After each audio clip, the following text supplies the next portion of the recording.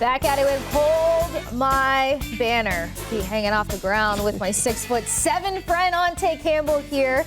I teased it before the break. It was time for us to get into some Thunder versus Pacers. And as I so humbly reminded everybody, one of us were cheering for the Pacers to make this interesting, to keep this interesting. Another one of us just sided with the rest of the trending world here and was like, OKC is going to dominate, hoorah. 116-107, Game 3. Pacers take a series lead of 2-1. And when I tell you, I was losing my mind because I was like, wait a minute. I get to be on Hold My Banner with Ante, rub this in his face. And if I could be as obnoxious to jump out of this chair and like do a whole ridiculous thing, I would. But you know what? I couldn't potentially get back on the chair in a less embarrassing fashion. So I'm going to humbly stay put. But my friend, what did you make of Game 3? Oh, man. I mean, here's the thing about Game 3. Congratulations to the Pacers. Congratulations to me. Excuse me. You know, congratulations to Casey Hudson. And congratulations to the Indiana Pacers. I mean, you guys absolutely stole that game. You took it over. You did everything that you needed to do. You ball pressure. You caused turnovers. So many turnovers. 19 turnovers. Right, for this Thunder team. And you just took their heart. You stayed in the game the whole entire first quarter. You looked like you were down and out. Second quarter, Ben Mathurin. I mean, if I walked away and not said his name, I'd be, stupid. He absolutely took over this game offensively. And TJ McConnell on the defensive end with 5 steals. He really took over the game, veteran presence. It was funny. I saw a tweet that was like, we got Alex Caruso at home because Alex Caruso had a big game too. And it was a picture of TJ McConnell because TJ McConnell had a big game too. But, it's funny because I was almost like, it felt like TJ McConnell Thunderstruck or Space Jam or whatever you want to. Space Jam, I'll give it Space Jam. Want to call to Alex Caruso because, Alex Caruso went from stud to dud real quick between Game 2 and Game 3. And I don't know if it was the flight from OKC to Indiana that got him sleepy or whatever, but I saw everyone talking about the Kobe's that he had on, and he did not come with Mamba mentality in Game 3. So I don't blame him. He's a role player. It is what it is. This is more on the fact that Shea didn't do what he needed to do, and really this was a battle of the coaches. This was a battle between Rick Carlisle and Mark Daigneault. Both two incredible coaches, but I don't think Mark D did a great job of figuring out ways to get Shea the rock. Okay. And when Shea is trying to get the ball and there's possession after possession after possession where he can't get it done, shout out to Andrew Nembhard and the defense that he was playing. But as a NBA Finals level coach, you should be able to get your star player the ball every single possession that you want to. All right, so I'm going to ask the question, not that I'm trying to go against Shea here, but do you think coaching-wise it just seemed like he was unable to weather the pressure? Because you're also talking about an uncharacteristic 6 turnovers coming off of him out of that 19. So when you see your star player giving up the ball, mind you, the 19 turnovers turned into 21 points for the Pacers. Right. Your star has to be your star. So if some of these turnovers are coming off of him, maybe that's where the mindset came from of like, we need to get that bench depth going. Yeah. We can't put everything on SGA's shoulders because Game 1, clearly, if it's not all going on his shoulders, it doesn't go their way. Game 2, it's all on his shoulders, goes their way, and then flip the script for Game 3. So could that be part of the coaching approach there? 100%. I mean, you can't blame Shea because he did a lot of things to keep He's expected to do a lot. Right, and he did do a lot, you know what I'm saying? And, but it is one of those moments where it's, hey, that travel that you got in the fourth quarter where you're picking up the ball in the middle of the key that's where you live. That's your home. You know what I mean? You got your blanket and your pillow right next to you every time you get to that free throw line, you know what I mean? Whether it be on the live dribble when we're playing or you're shooting actual free throws, you know what I'm saying? But that's your crib. And so when you get to your crib and you are getting fumbled and doing the 2T2 step or whatever you want to call it, it's a problem, you know what I'm saying? Shea definitely got washed out by that Indiana crowd. I remember when we were previewing. And you mentioned the crowd. Right, that these two cities have some real crowds that will really make you make some mistakes out of your character and out of body at any situation. Shea has to be better in those moments, and he has to be willing to trust his teammates. There were times where they were making great plays. Chet started off this game on a tear. I thought he was going to have 60 and 40. You know what I mean? He was that dude for them, He was coming off playing well, and then Jalen Williams started off a little slow and then got it going as the game continued, and he was a really great factor for the OKC throughout this game, and so was Lou Dort. Lou Dort kept making 3 after 3 after 3. He started off the game 4 for 4.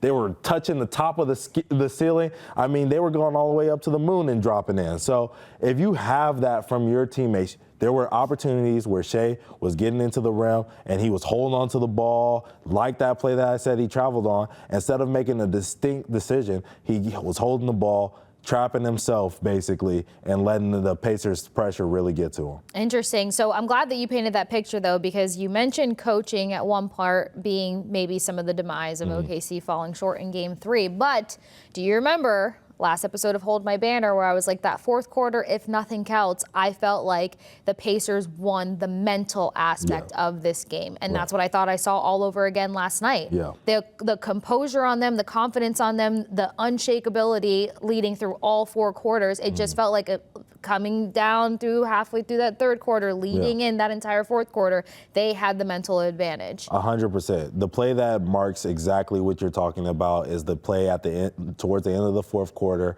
Pacers were up 5, I believe, and Obi Toppin comes swinging into the middle of the key, gets up and gets a tip jam on the rim, and no one boxes him out. With Alex Caruso, who, you know, I don't want to kill the guy, but, you know, with him standing and watching and looking up like this, trying to figure out, oh, who's going to go get that rebound? Bro, it's you. Right. You're supposed to be in there. No hesitation. The veteran, won the championship before, boxing out, putting him into the stanchion, and making sure that your team gets the board. But instead, now your team's down 7, and there's a lot of momentum, a lot of energy going into that, and that's all it was. It was their mental fortitude over OKC's in this game, and they deserve to win it because of it. Yeah. Now, I do want to talk to you about something, okay? Because people are coming at me, all right? You know, I got people texting me, DMing me, all this other stuff, and I'm tired about it, okay? I'm tired of it. So now this is you the want last me to get thing involved. that I'm going to say about Tyrese Haliburton and where he ranks amongst NBA players. Oh, so my gosh. I got 2 players that I want to show you guys, some stats from 2 different players.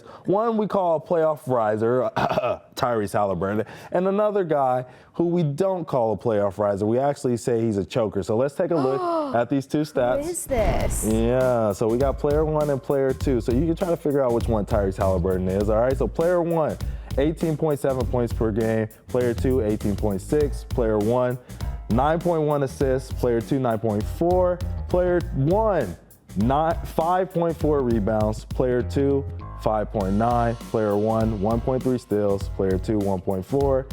Player 1, 1 block a game. Player 2, 0.8 blocks a game. Player 1, 3 turnovers. Player 2, 2.2 turnovers. And I get to guess who Haliburton is? 1 is 14.4 field goals attempted per game throughout the playoffs this year, and player 2 is 14.6. Who do you think Tyrese is? Player 1 or player 2? I think Haliburton is going to be player 1, and I'm only leaning towards that because of the small differential in the 9.1 to 9.4 assists. Now, Haliburton has had 6 assists in all games except for last night where he picked up a crucial 11. Yes. And so just trying to math, which like it's not like I'm great at math, trying to math here, I'm going to lean towards Haliburton being player 1. Okay. Can we show Casey who player 1 is? Player 1 is James Harden. Oh my gosh. Yes. All right, well, I said I wasn't perfect at math. This year, and then player 2, we can show off who is the one and only Tyrese Haliburton. Now, that dude. The reason that I bring this up, and thank you to our beautiful director, Greg, for showing off this graphic for me. Here's the thing. This is the reason why I show off this graphic, because men lie, women lie, numbers don't lie. And at the end of the day, everyone's telling me that James Harden ain't this and he ain't that, and his playoff run was trash, and he let his team down, and he let Kawhi down, and all this other stuff. This is where you're going. When we look at the stats, Tyrese Haliburton throughout this playoff run is identical. It was nitpicking which one you would rather have. You know what I'm saying? Identical. So for everyone who's saying Tyrese Haliburton's this and Tyrese Haliburton's that, fine. Whatever. You want to call Tyrese a top 10 player? Fine with me. Put James Harden in there too.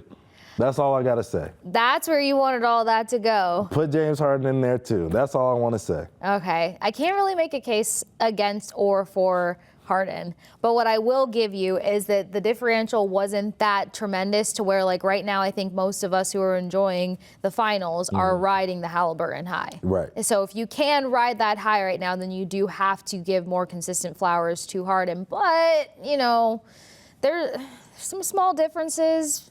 Attitude, age, timeline, you know, just a few things there. So I'm going to stick with leaning on Haliburton's side. That's fine. Quick, before we go to break, Game 4 is tomorrow night. Sure is. Can I get a prediction out of you? You were right last time, so maybe y'all should listen to Casey Hudson instead of listening to me this time.